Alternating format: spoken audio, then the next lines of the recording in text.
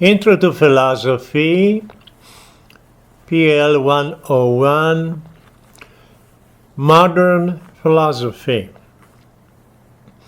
The purpose of the series of lectures which shall follow, is to introduce the student to the trends of modern philosophy from Rene Descartes until the so-called existential thinkers, or to existentialism. We said before that essentially philosophy is a search for meaning in constantly present within the context of human life. Man by nature wants to know, the old saying of Aristotle. We have no knowledge before birth. We simply have to learn and study every fundamental question of human existence. Who am I? What does it mean that I am a human being? How come I exist? What is this so-called universe surrounding me? Why is there a universe at all? What should I believe? How should I live? Where is and what is the end of my existence? Is there a permanent, durable meaning for my unique existing in this world between the womb and death, between birth and death? Or perhaps there is perhaps the very questioning what is the meaning of life should be abandoned.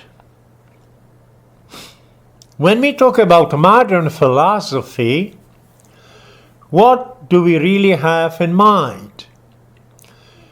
Of course, we can say, this is the history or the different philosophers from Descartes who lived between 1596 and 1650. Rene Descartes, a French philosopher, who tremendously impressed the character of what we call modern. What is philosophy really? Modern, ancient, medieval, is not the philosophical search, perennial search with every human being. Does not every individual human being have to search and to face the same fundamental questions which we just mentioned before? Philosophy essentially is a typically human enterprise. The reason is that we, human beings, by nature are seekers for truth, for knowledge, for understanding, for orientation and direction in life. Nevertheless, it is obvious that sometimes when you pick up a book on history of philosophy, there are divisions. We can say the ancient philosophers, beginning with Thales until, let's say, Socrates and Plato and Aristotle, and then medieval philosophy, basically elaborated by the believing Christian thinkers. St. Augustine, for example, and some later on. But essentially and basically, Thomas Aquinas. Those philosophers were believers because Christianity needed a philosophical underpinning. Believing in God, shared by Christians, needed some philosophical foundation. So the medieval thinkers primarily were concerned with the fundamental philosophical questions, but always within the context of religious beliefs, religious dogma. Now, with modern philosophy, things somehow change somewhat. And we shall see that the change, which is still with us today, is basically a change in the mental attitude, in mental preference in modern thinkers. There are many circumstances which were conducive to the development of what we shall call modern philosophy. The discovery of different continents, for example, discovery of different cultures, different religions, different views on reality, different even philosophies, was one factor in the enhanced curiosity of finding the true, real answers. Secondly, what we shall call, let's say, the development of so-called scientific method. Science was gradually developing into different branches of human experience. Science, however, basically was also a sign that the mentality of thinkers was changing. A scientist basically needed to develop his theories, he needed sense data, experiments, so-called.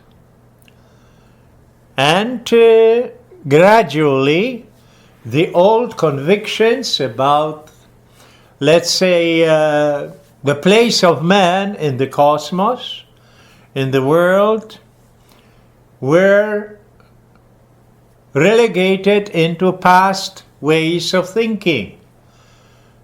After Galileo, for example, Nicholas Copernicus, Kepler, astronomers, all, man seemed to be gradually replaced in his central position in the universe. For the medieval, man was the center, the most privileged creature of God. And the cosmos was for him. He was right in the middle. Earth was the center in astronomy. All the other planets, other bodies were revolving around the Earth. This was abolished later by Galileo and Copernicus. Gradually, with the development of astronomy, man's position became somehow smaller, or it seemed so. Man was just one of many little creatures living on a small, tiny little planet. The cosmos appeared through the telescopes of Hubble, let's say, as something beyond any imagination immense. The immensity of what we call cosmos today cannot be even imagined. Astronomers talk about hundreds of light years or thousands of light years as the distance between different galaxies, different, so to speak, universes, if you like the word. Man lives on a very tiny little planet, and it seemed that his dignity, his centrality, so to speak, was somehow undermined. Gradually, doubt crept into human thinking. It became more and more powerful. With the development of other sciences, like let's say medicine, like let's say biology, anthropology, psychology, psychiatry, and so on, different visions, different approaches seemed to somehow, on one hand, collaborate, so to speak, on the other, radically opposed. And a good example for it would be the theory of evolution, which was later on developed by Charles Darwin. Evolution means that, according to Darwin anyhow, the so-called different species of life develop gradually, imperceptibly, from less complexity, less consciousness, towards more and more complex forms of life, finally leading to the appearance of man. 19th century and 20th century saw a tremendous development of anthropology. Excavations were made all over the earth for the so-called pre-human forms of life. All those supposedly missing links between the brutes or the simple, very simple animals, gradually towards more and more development, perfection, appearance of consciousness and mind, and with the appearance of mind and consciousness, a man. But man was looked now as a more developed only form of life, essentially not radically different from other animals. Evolution, or the theory of evolution later, was stretched to cover the whole universe. And here again, astronomy had a tremendous contribution to make. Nowadays, we know that the universe in which we live is, for example, expanding We are not living in a stable, so to speak, frozen universe. But galaxies move from each other with tremendous speed, growing speed. Next, in astronomy, lately we have the development of the so-called Big Bang theory. That means that somehow there was a sort of beginning of the cosmos, of the universe. The scientists call it singularity, extremely infinitely condensed, some infinitely small beginning of the universe. The singularity exploded, so to speak, and gradually forms of different galaxies were formed. So the old conviction held by many, especially by the Greeks, that the universe is eternal, is no more really accepted. With the development of sciences, just mentioned, with the different views which were accepted by one science against another, quite often in collision with each other, doubts gradually entered into human mind. The question was, can we really know reality?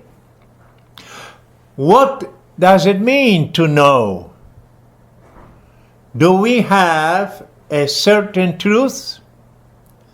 How can we have a certain truth? Is truth available at all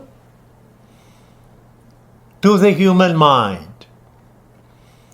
In other words, in modern philosophy, we have the question recurring again and again about the nature of human knowledge. The so-called experimental sciences developed more and flourished. But when it comes to the philosophical fundamental questions, there developed a kind of skepticism, a reversal from the medieval or even the ancient attitude. Man was questioning more and more, with increasing hesitation, his ability to know. Theories of knowledge developed one after another. And finally, we remember that we had a development of skepticism. The famous skeptic, known to all students of philosophy, David Hume, who is the arch, so to speak, skeptic. According to Hume, we really cannot know. All we have is perception, sense data, and beyond this, practically, we don't know anything at all. If you really take and read carefully Hume, this is what he finally will say. What is man in Humean philosophy? Man is nothing but a sort of bundle of perceptions. There is no permanent ego. There is no such thing like self, and so on. We have those two great thinkers, skeptics to an extent, Hume and Immanuel Kant, 19th century. Actually, 18th century and beginning of 19th century. Kant simply denied, rejected any mental effort to reach the ultimate foundation of reality, the so-called really real. This which was the center of teaching of Socrates, Plato, Aristotle, and so forth. Metaphysics was suspect and practically rejected by Immanuel Kant. And a number of philosophers followed his teaching. So we have this creeping in of a sort of diffidence to the powers of knowing, especially when it comes to philosophical questions. But the philosophical questions remain. Man is still a seeker for meaning of his existence. Man is still hungry for truth. Man is still frantically looking for some sort of discovery of his own nature and his destiny. As Aristotle said, man by nature desires to know.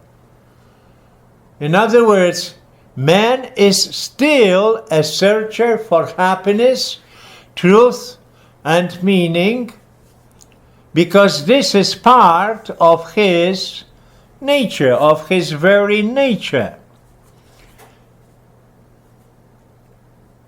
So, the question in modern philosophy goes through a gradual, let's say, a sort of escape from reason. Science, experimental sciences, seemed to be replacing the fundamental perennial search for ultimate understanding and ultimate reality in human life. From Locke through Hume to Berkeley to Leibniz to Kant and rejection of metaphysics, the line goes down to Hegel, and the despair creeps into art, music, culture, theology, until it comes to so-called existentialism, represented primarily as the father of existentialism, Kierkegaard. Existentialism then divides into again two classes: secular existentialism and religious. Secular existentialism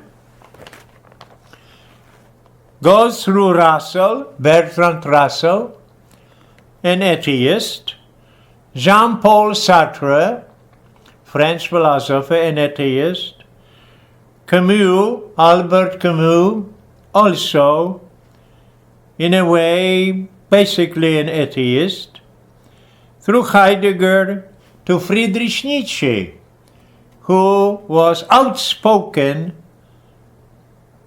atheist. So we have an appearance and development of so-called scientism, which means only science, experimental science, based on what I can see and observe and measure somehow, whether it's by microscope or telescope or any other instruments. This is what gives me knowledge. Scientism is an attitude which rejects any serious contemplation of the ultimate problems of philosophy. Does God exist, for example? Is man really just material organism, or does he have a spark of spirit? Is there any ultimate sense in human life? Some of those thinkers I just mentioned confess simply that life is absurd. Life is absurd. There is no sense apart from absurdity. And this naturally leads to, gradually, however, leads to atheism, to denial of the existence of God. Atheism means there is simply no God. Religion, belief in some sort of eternal divinity, is and was an illusion. Atheists deny any sort of real serious belief or religion. With the appearance of Baruch Spinoza, we have pantheism. That is, reduction of God to this world. This world is divine. There is no other divinity apart from the universe. Pantheism means all is God. Pantheos. Pan in Greek means all, theos. Everything is divine. Man, therefore, is alone, perhaps a high developed animal, but de facto alone in this world. Skepticism, as mentioned already, after Hume and Kant, Immanuel Kant, leads of really rejection of any serious, deep down, truly philosophical search. It is a mental attitude of being encapsulated into what actually is testable by sense experience. The methods of different sciences always are based on this basic fact. Only what somehow I can discover, perceive through my instruments, this is that I can really say that I know. Science, of course, changed human life to a great extent, especially in modern cultures.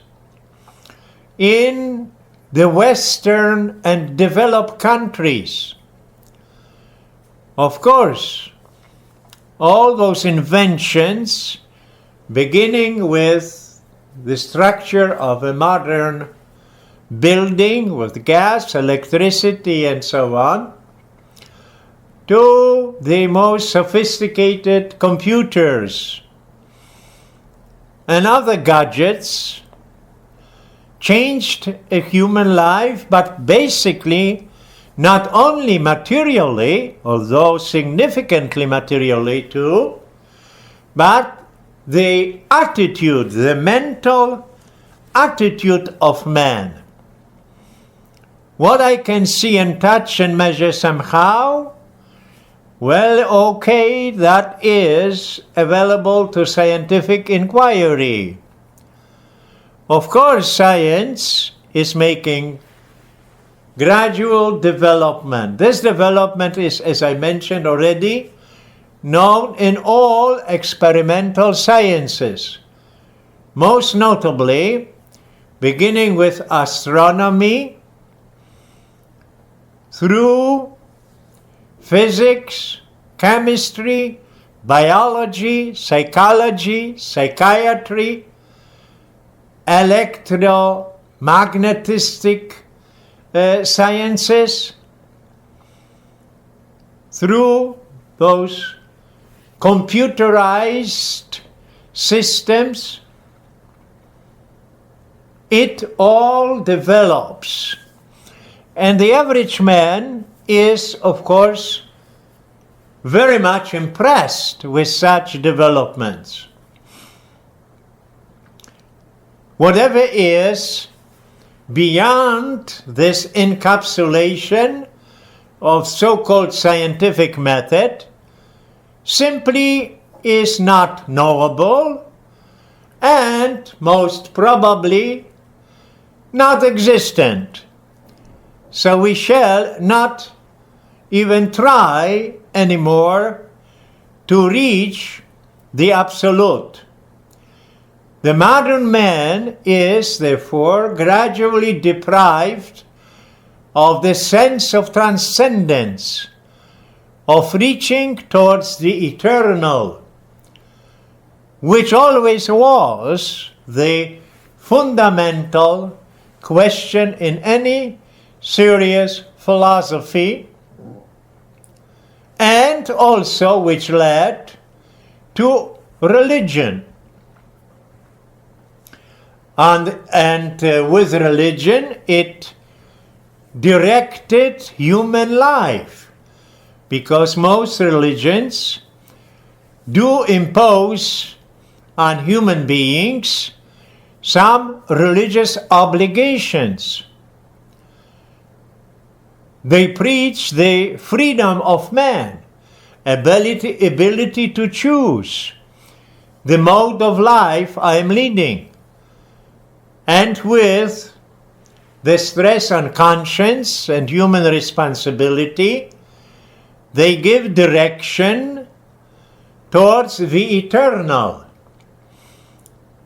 In most religions, primarily in Judaism, Muslim religion, Christianity, Hinduism in a way, man is only here for a time, but his real, so to speak, fatherland is eternity. This life is only temporary, in a way, a temporary preparation for eternal existence. Of course, religion imposes those serious demands on the quality, the kind of life people lead, and therefore always was and shall be questioned very much, because the demands are absolute. But going back to our development of so-called modern mentality, in spite of all the skepticisms and doubts, man still remains a searcher. Man still remains someone looking for answers. And this self-destructive methods and self-destructive theories concerning human knowledge, such as skepticism, David Hume, Kant, scientism, the encapsulation in the sense data only, perceivable either by sense data directly or through means like telescopes, microscopes, and other instruments. All this gradually creates a materialistic approach in modern times. Modern persons, modern people, are sometimes called empty people, psychologically, spiritually. Of course, they can possess many gadgets, many new inventions and whatnot. Nevertheless, their mentality is now, in a way, smaller. Man lost the courage to reach towards the transcendent. And therefore, we have a change in human everyday existence. The so-called moral values, for example, do not really matter much. Material gain, satisfaction of some sort of pleasure, the desire for popularity, fame, all those man-made little idols govern human life. Skepticism, of course, leads to despair. If we somehow come to the conclusion that the human mind is incapable of knowing the eternal, final, fundamental truths always present in philosophical inquiry, then why should we bother? There are many people nowadays, in our times, who simply don't believe that truth is available. Truth is understood as relative. We know that, for example, just to use an example, there are many religions, not just one. So which religion is the true religion?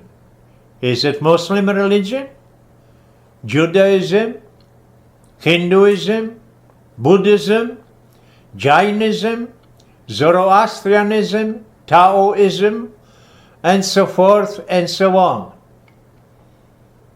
And knowing this, all the contemporary man, modern man, seemed to be lost and dwindles into a kind of mental relativity. Don't bother what is true or not anymore. Just follow your own little vision and leave the rest. Live in a concrete, sober, realistic, quotes unquote, way, and forget all the old systems. In this sense, we are facing a sort of subjectivistic relativism. You believe this, I don't believe this. Well, but you have a right to believe it. Let's not question who is right or not. Truth is relative. It all depends what you feel. Feelings, emotions, instincts are now the directionality. They are the dynamism of human life. The mind, we're living now in a sort of dethronement of the mind. With this goes moral shallowness and a gradual lack of dignity paid to human beings. We are living in times of complete,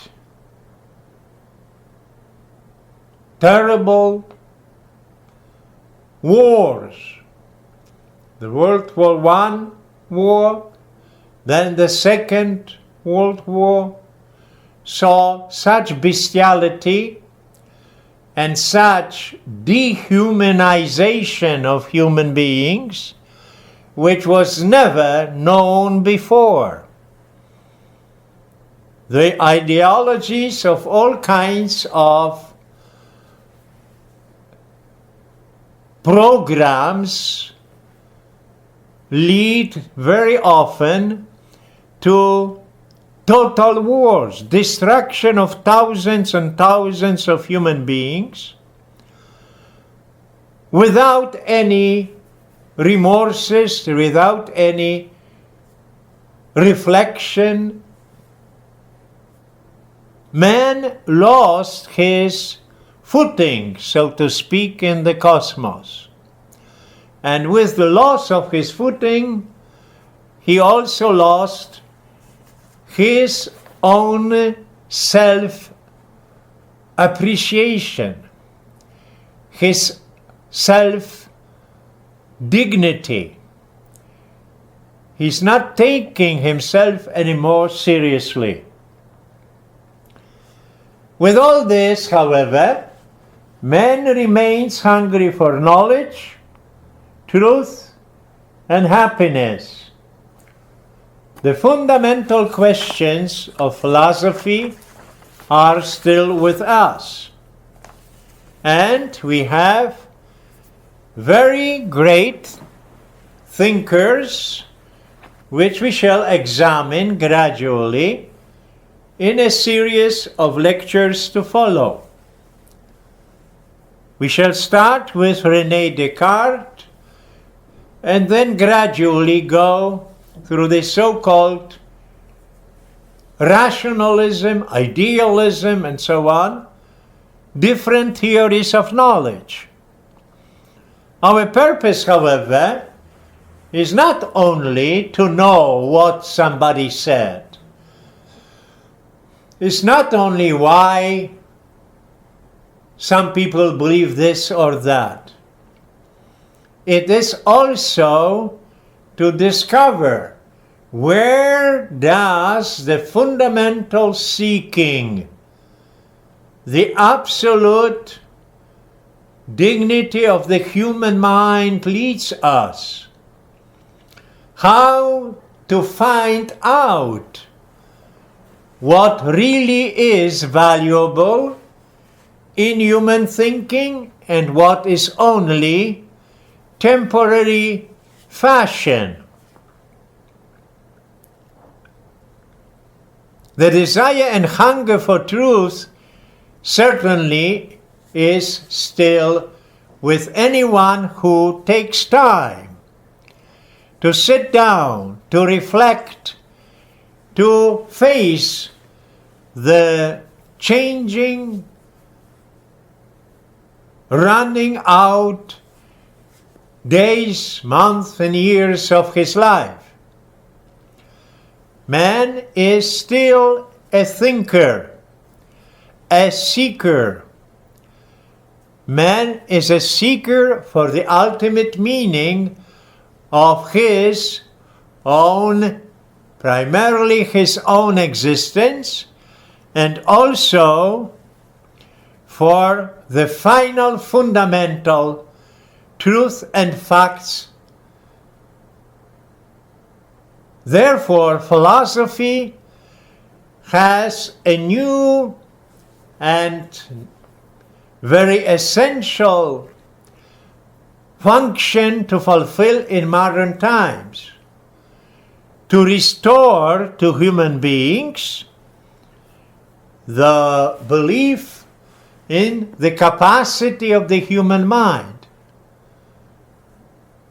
to restore the faith in human philosophical search, and to respect the argument of the mind, following it logically wherever it leads. Because somehow deep inside we know that there must be some truth And man cannot consciously resign from the search. To condemn, so to speak, himself to live in semi-illusion, in sort of skeptical despair. Nihilistic skepticism, materialistic absurdism, and somehow atheistic materialism are with us. But man has the capacity and still the ability to discover what is the value of such systems, what grounds, what evidence do they deliver, do they represent, and what do they forecast for individual people and mankind as a totality. Philosophy, therefore, is perennial. The crucial central questions are still with us, and that's why it will never be something outdated. In a way, the division of philosophy into ancient, medieval, and modern is a way of speaking only, because de facto philosophy is a human search for truth eternal. Of course, the attitudes change, new circumstances, new developments happen, but the hunger for truth and happiness remains as much today